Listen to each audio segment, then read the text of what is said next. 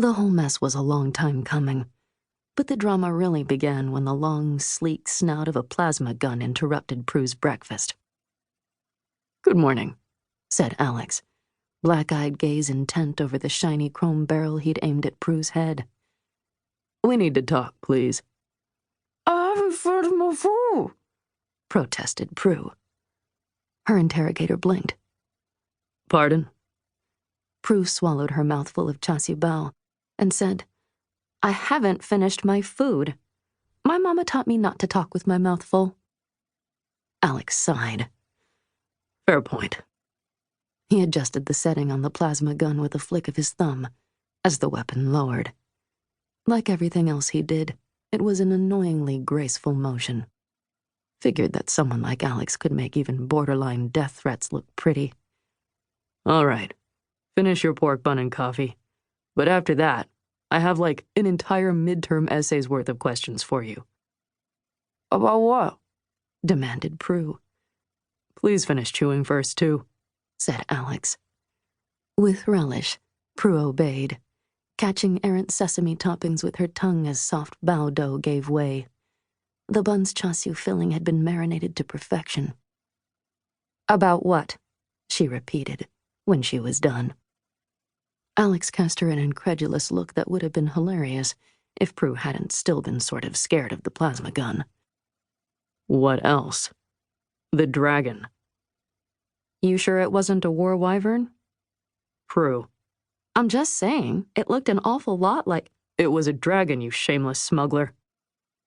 Prue licked crumbs from her fingers in mildly offended silence. Wordlessly, Alex passed her a handful of napkins. "Thanks," said Prue grudgingly. He ignored her.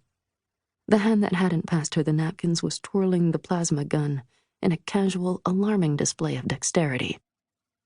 "I mean it, Prue. What happened to the dragon?"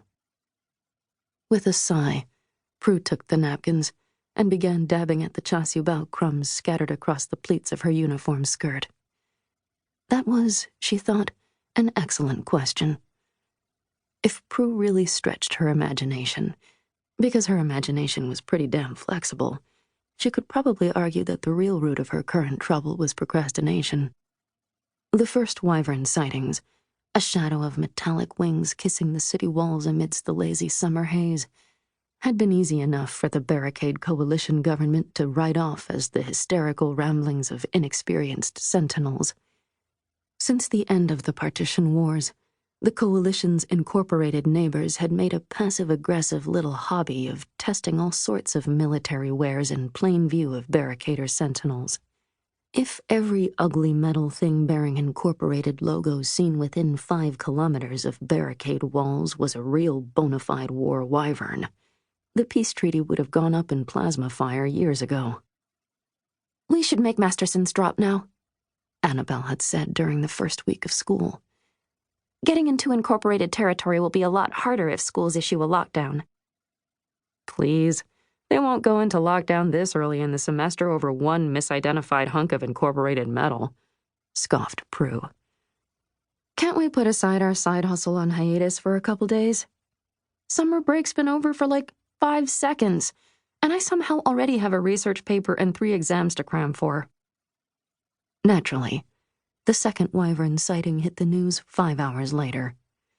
Barely 20 minutes after the first headline blared to life on Prue's phone, Headmaster Goldschmidt announced a campus-wide lockdown on New Columbia Prep, effective immediately.